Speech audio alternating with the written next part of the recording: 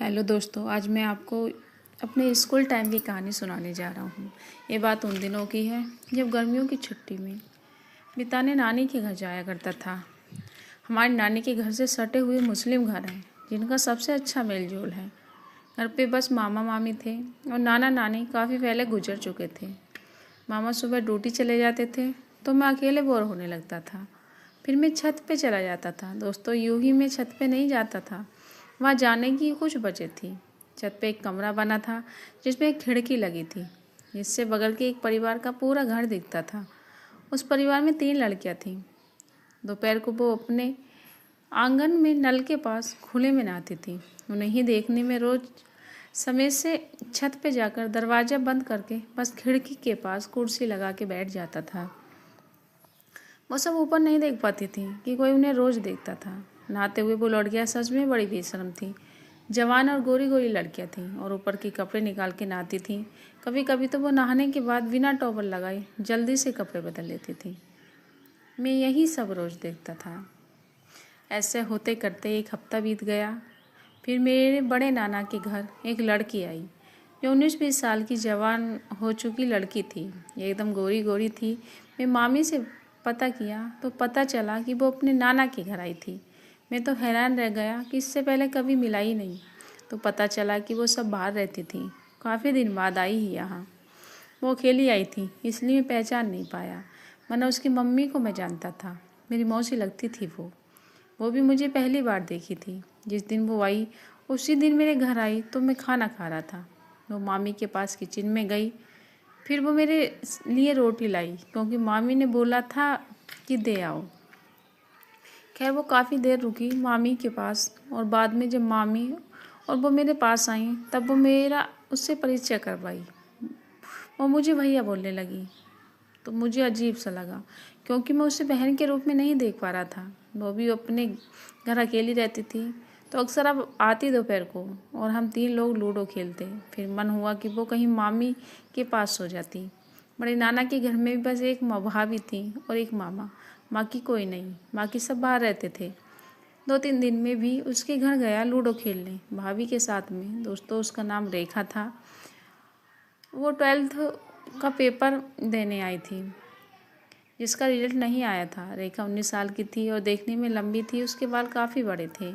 उसकी पतली कमर थी दोस्तों, और कमर के नीचे का हिस्सा काफ़ी खूबसूरत सा लगता था। आगे पीछे से जब वो उसे जाते देखता था, कुछ मिलाकर ऐसी लड़की जिसे हर कोई पाना चाहे।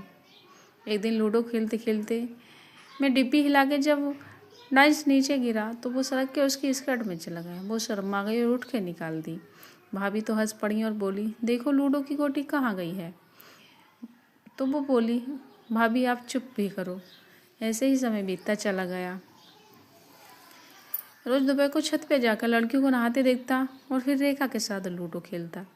एक दिन की बात है, मामी को सुबह मामा के साथ प्रयागराज जाना था अपनी बहन के घर। उसके घर में कुछ प्रोग्राम था तो वो सुबह खाना बना के रख दी और बोली कि उनको आने में देर हो जाएगी तो बचा रहेगा तो खा लेना, नहीं तो रेखा के घर खा लेना रात में। मैं बोला ठीक है। तो वो सुबह ही 8 बजे चली गई। अब हम बस अकेले थे घर में। हम टीवी देख रहे थे, तभी अचानक से रेखा आई और मामी कहाँ गई पूछने लगी। तो मैं बताया उसको, बैठने को बोला तो वो बैठ गई। मैं खाना पूछूंगा तो बोली खा चुकी भाभी के साथ। तो वो टीवी का रिमोट लेके लेटेस्ट गाने चलाने की चैनल लगा दी। छोटे छोटे कपड़ों वाली लड़कियों के गाने आने लगे। मैं कुछ नहीं बोला, बस देखने लगा। वो मुझसे पूछी चैनल बदल दूँ, तो मैं बोला नहीं चलने दो। 10 मिनट बाद मैं बोला लूडो निकालें क्या। तो बोली नहीं, मन उब गया लूडो से। पर मेरी समझ में नहीं आ रहा था क्या बोलूं और क्या करूं। आज वो अकेली मिली थी मुझे। ये भी नहीं चाहता था कि कुछ मेरी तरफ से ऐसा ना हो जाए कि वो गुस्सा होकर भाग जाए। दोस्तों, मैं चोरी से उसे देख रहा था और वो गाने देख रही थी। काफ़ी खूबसूरत लग रही थी। वो ब्लैक कलर की लेडी और रेड कलर की टी शर्ट पहनी थी जिसमें उसका पूरा शरीर सुंदर लग रहा था क्योंकि काफ़ी टाइट कपड़े पहनती थी। मेरे मुंह से अचानक निकला कि लड़कियां कितनी गंदी होती हैं। ये सुन के वो टीवी धीमा करते हुए बोली, क्यों, क्या हो गया। मैं बोला बस ऐसे ही। तो वो बोली कुछ तो हुआ है जो ऐसा बोला। मैं बोला हाँ कुछ है। तो जिद करने लगी, बताओ बताओ। फिर मैंने उससे प्रॉमिस कराया, कुछ दिखाऊं तुम्हें तो किसी से मत बताना। तो वो मान गई। मैं बोला चलो छत पे। तो वो मेरे साथ आई बिना डरे। मैं रुका और बोला रेखा रुको, मैं बाहर का दरवाज़ा बंद करके आता हूँ। वो वहीं रुकी रही सीढ़ी पे। मैं दरवाज़ा बंद करके आया तो साथ में गई ऊपर कमरे में। दोस्तों वहाँ पे एक बेड था जिसका बिस्तर फोल्ड करके रखा गया था, क्योंकि वहाँ सोने कोई नहीं जाता था। और 4 कुर्सियाँ थीं। बाकी स्टोर रूम में तो था ही, काफ़ी सामान पड़ा था फालतू। जगह काफ़ी थी कमरे में। वहाँ कमरे में गई तो रेखा बोली यहाँ क्या है, ऐसा कि लड़कियाँ गंदी होती हैं। मैं बोला बस 15-20 मिनट रुको, दिखाता हूँ। उसको मैं कुर्सी पे खिड़की के पास बिठा दिया। उसे भी मेरे साथ रहना पसंद था। तभी वह दोपहर में आने के बाद शाम हो जाती थी। वापस घर भाभी भी उसको मना नहीं करती थी, क्योंकि दोनों परिवार में अच्छा चल रहा था सब कुछ। वो मेरे सामने बैठी थी। मैं उसकी नज़रें चुरा के उसकी कमर और उसको देख लेता था, जो टी शर्ट से दिख रही थी। उसकी टी शर्ट छोटी थी तो उसकी कमर आराम से दिख रही थी, पर वो मुझे ये सब देखते नहीं देख पा रही थी। मेरे मन में अब उसके लिए गंदी फीलिंग आनी शुरू हो गई। खैर 10 मिनट बाद एक लड़की आई। वो नल के पास सारे कपड़े निकालने लगी और नहाने लगी। मैं उसे दिखाया और बोला देखो नीचे अब खिड़की से। फिर उसने जैसे ही देखा, वो उसको रोकने के लिए बोलने ही वाली थी कि मैं उसका मुंह दबा लिया। मैं बोला प्लीज़ नहीं रेखा, बोलोगी तो ये लोग शिकायत करेंगे मामा से, बाद में फिर अच्छा नहीं होगा। तो वो समझ गई, लेकिन गुस्से में बोली आप क्यों आते हो इनको देखने, ये गंदी लड़कियां हैं सच में। चलो नीचे आप प्लीज़, मुझे नहीं रुकना यहाँ। वो जाने लगी तो मैंने उसे पीछे से पकड़ लिया दोनों हाथों से। मेरे दोनों हाथ उसकी कमर पे थे और वो अपने हाथ से छुड़ाने की कोशिश करने लगी। घर में नहीं छोड़ा। वो बोली मैं मामा से बता दूंगी, नहीं तो छोड़ दो।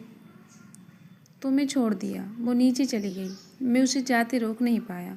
फिर मैं वहीं दरवाजे पे रुक के उसका इंतज़ार करने लगा कि शायद वापस आए। 5 मिनट बाद मैं नीचे आया तो वो मुझे गुस्से में लग रही थी। मैं सॉरी बोला रेखा से। तो वो बोली प्रॉमिस करो आज से नहीं जाओगे उन सबको देखने। तो मैं मान गया। फिर वो ठीक से बोली कि चुप होकर बैठी रही। मेरी समझ में नहीं आया क्या बोलूँ अब। फिर अचानक से वो बोली आप मुझे इतनी ज़ोर से पकड़े क्यों। मैं बोला उसके लिए भी सॉरी। वो 5 मिनट बाद वो चुपचाप लेट गई बेड पे। इससे उसकी टी शर्ट और ऊपर हो गई, क्योंकि उनके दोनों हाथ उसने किए थे लेटने के बाद, और मुझे देखने लगी। लेट ले रहे 2 मिनट बाद उसने एक हाथ अपने पेट पे रखा और बोली रेखा खाना खा के आई थी।